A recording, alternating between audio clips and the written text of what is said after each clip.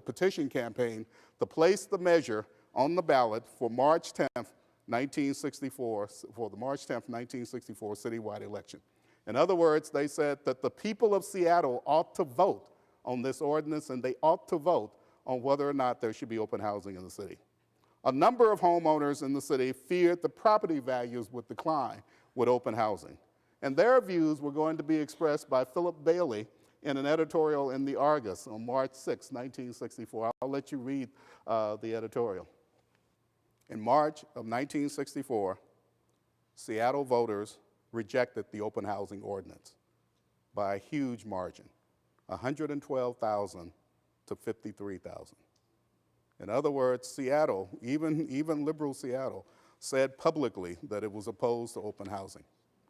In the aftermath of the defeat, Seattle's civil rights leaders vowed that they would continue their campaign. They were openly defiant in the face of that vote.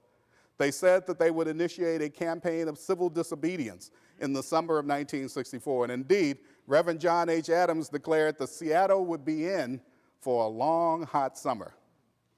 But I would suggest that the long, hot summer never came. Actually, long, hot summers never come to Seattle anyway. The intense public debate over open housing persuaded a small segment of white Seattle to begin to open its arms to African-American neighbors. Let me give you an example here. Felicita Schoenfeld, 1964.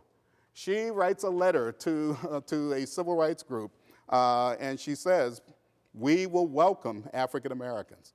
And hers is just the opening salvo in a campaign that is going to continue throughout 1964 and 1965.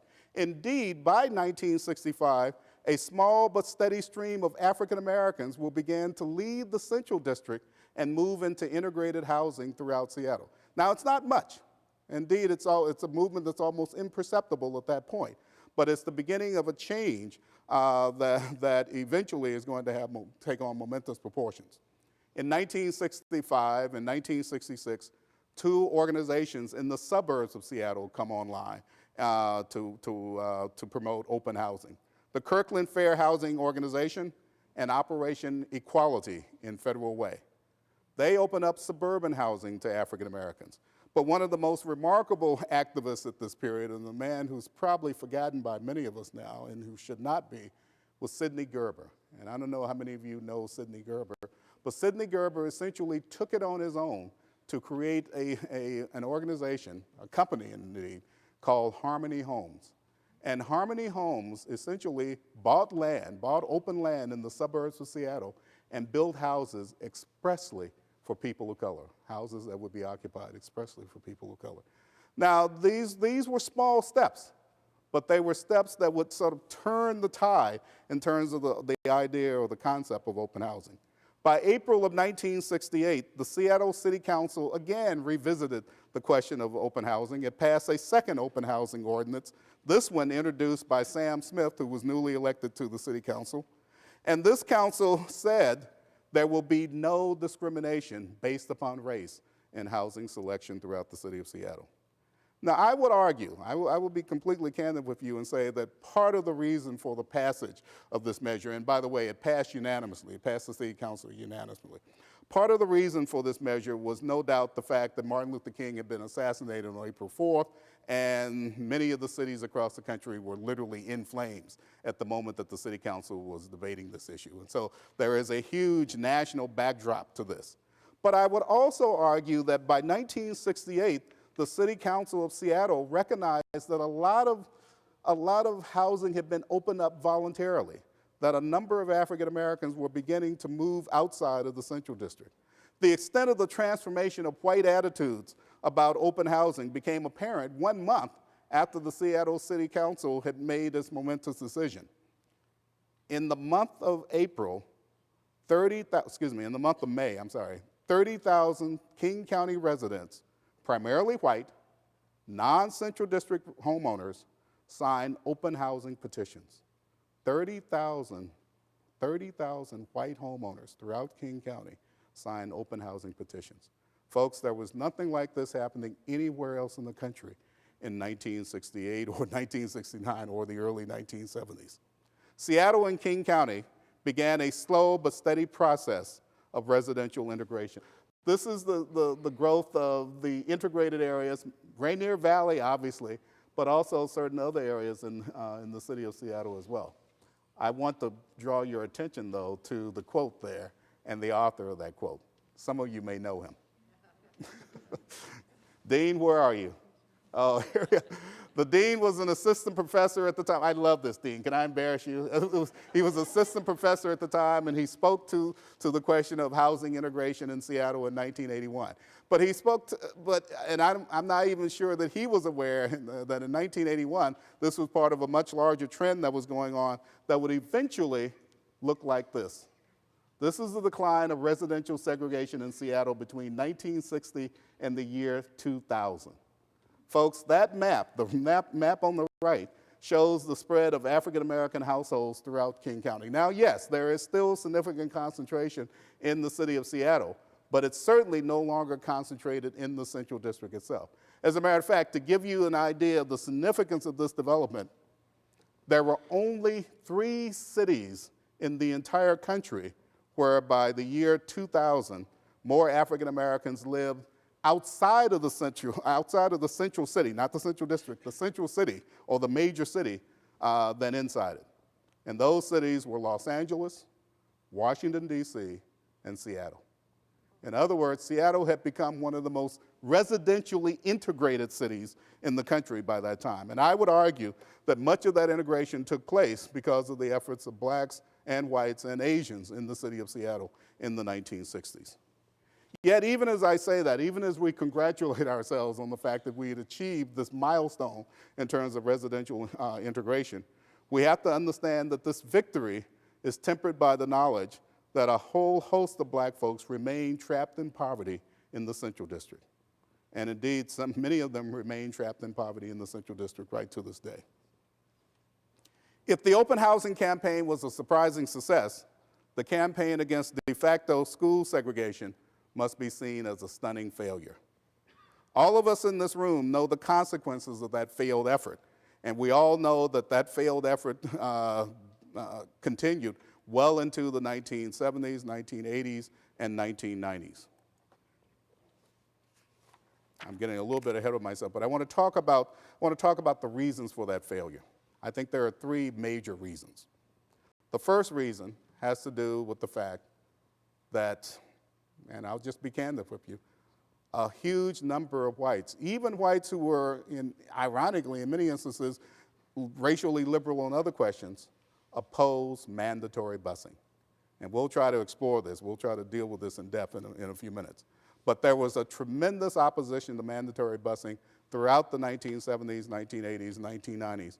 And that opposition to mandatory busing meant that completely effective desegregation wouldn't come until relatively late.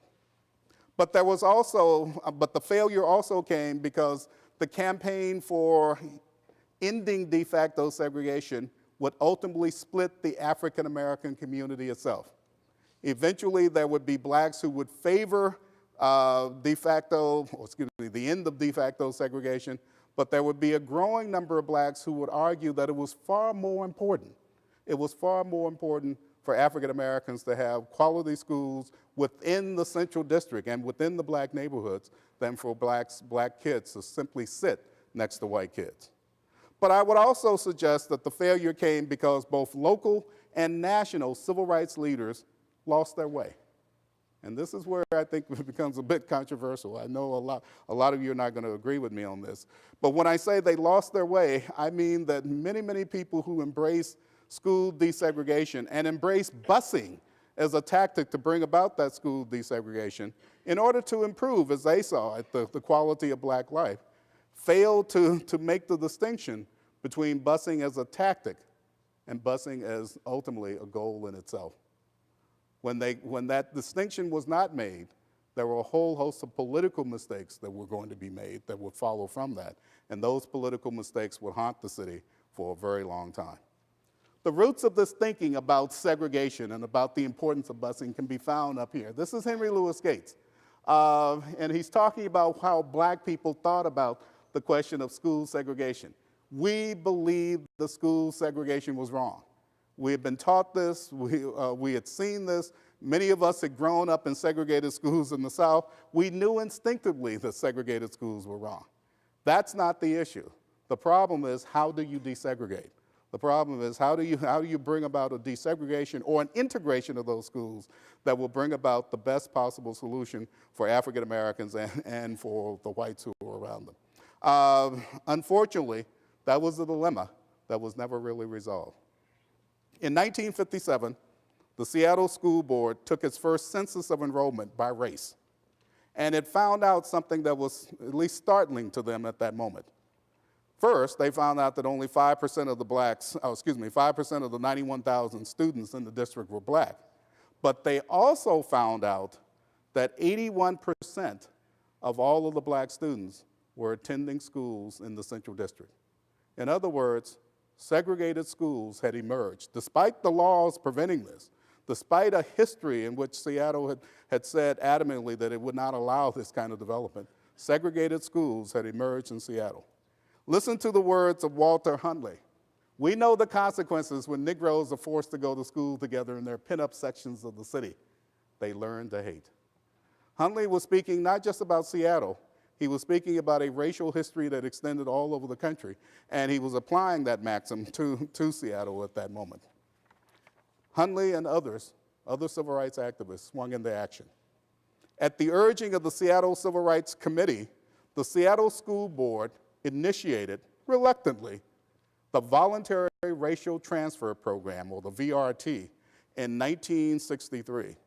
That Voluntary Racial Transfer Program would send an estimated 1,400 of 7,000 black pupils out of the Central District into white schools, or predominantly white schools, throughout the city.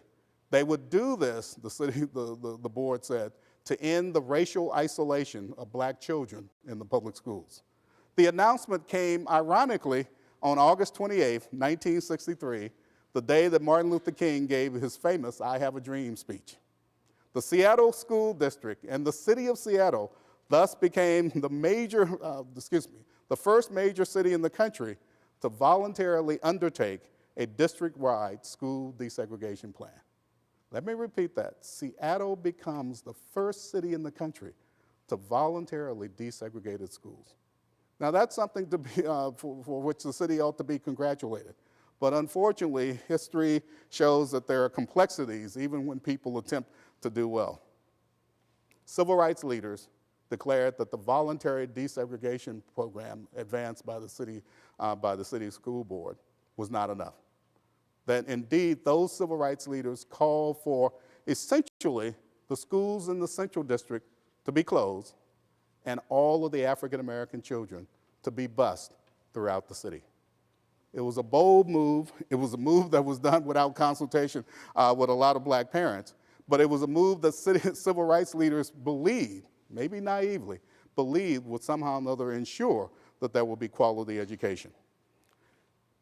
As a result of this, the civil rights leaders decided to wage, if you will, a campaign to try to pressure the school board into action. There were marches, there were demonstrations, there were other kinds of protests, all of which through 1965 seemed ineffectual. In 1966, they came up with a new strategy, a boycott of the schools. In other words, tell the black kids not to go to school. And this would be a 1 to 2 day protest. Tell the black kids not to go to school to show the displeasure of the black community with the continued segregation.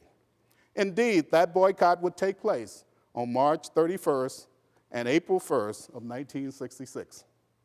The so-called freedom schools were created on those days, and during that time period, an estimated 55% of the overall black student enrollment in the public schools in Seattle participated in this boycott. And in some elementary schools, 80% of the black students participated in the boycott. And let me explain here. When I say boycott, I mean that they not only did not go to the public schools, they went to special schools that were set up in the Central District. For instance, 500 children ended up going to Reverend McKinney's Mount Zion Church. Others went to Temple de Hirsch. Others went to various other locations in the Central District. This was an amazing situation because essentially black kids are going to these schools, these freedom schools, and they are attending for the first time these schools with whites and sympathetic white students and sympathetic Asian students. The freedom schools were an amazing experiment. They were an attempt to bring kids together over or across the barrier of race. They were an attempt to say that the schools indeed can be integrated. I want to draw your attention to Emily Hansen. I don't know very much about Emily Hansen, but she was one of the people who participated, one of the young kids who participated in the boycott. And I want you to read her words here. They're very poignant words.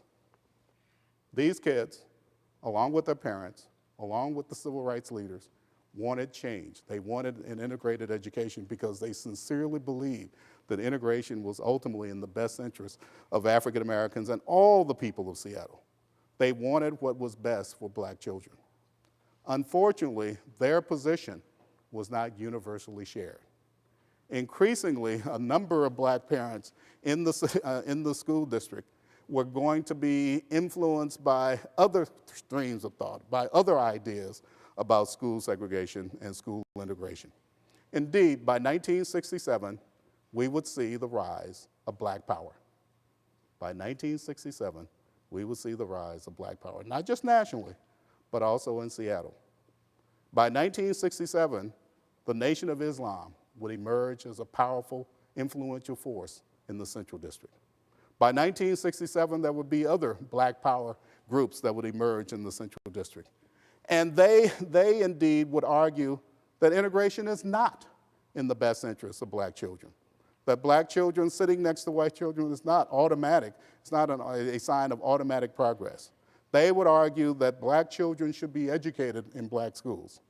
They got a hearing.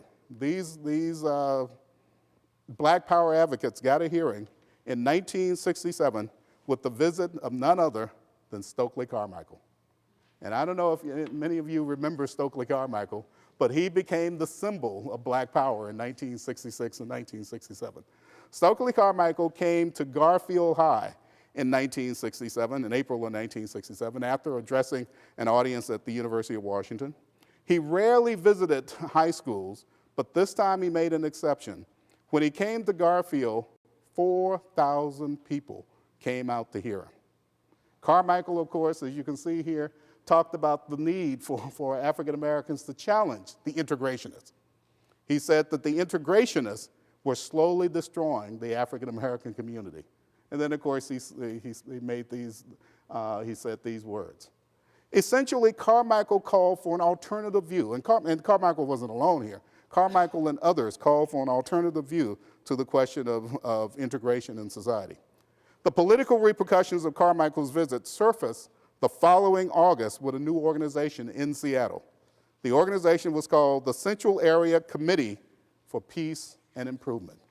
It was a black power organization, and it was an organization that was dedicated not to integration of the schools, but to control of the African American schools.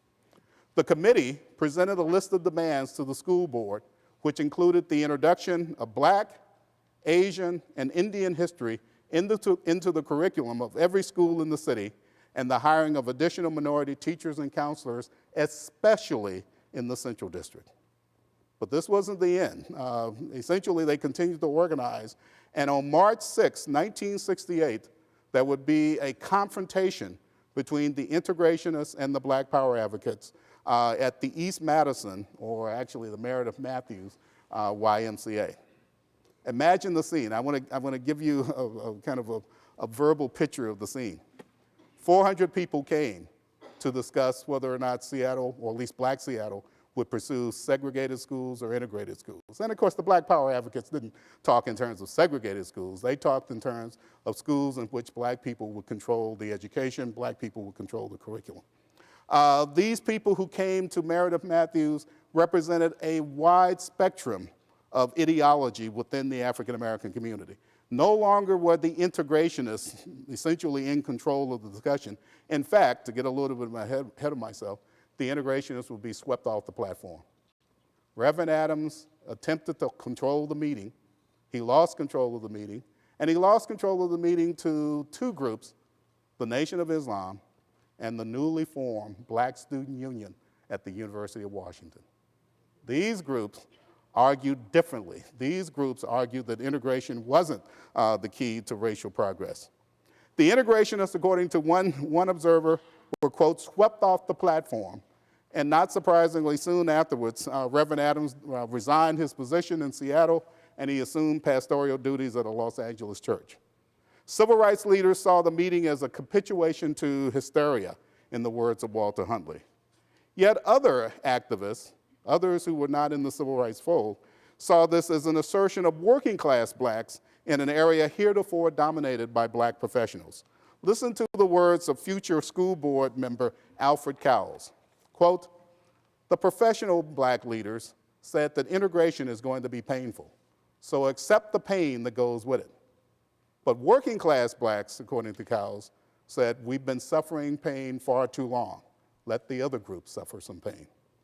In other words, there was growing anger in African-American Seattle about the fact that integration seemed to come only on the backs of African-American students. And let me provide some background on this. The problem as far as these Black Power advocates were concerned goes all the way back to the time that the civil rights advocates called for the closure of all the Central District schools. The assumption, the operating assumption, was that black kids should leave the Central District and go elsewhere. The operating assumption was that the education that they would receive outside of the Central District or in predominantly white schools would automatically be better. And a lot of these Black Power advocates began to challenge that notion. By 1970, the campaign for school desegregation had come in full circle. Blacks, whites, and Asians, I would argue, all wanted quality education for their children, but they could not agree on what is meant by quality education. They could not agree on how to achieve that quality education in Seattle at that time. Growing number of parents of all colors resisted court-ordered busing when there was the inkling of that coming down the road. And indeed, they called for, if you will, they increasingly called for, if you will, neighborhood control of their schools. The campaign against de facto school segregation now divided blacks and whites, but it also pitted blacks against blacks and whites against whites in a search for a practical solution to the isolation of Seattle's children. You know, I have to tell you that when I wrote this lecture, I was told that this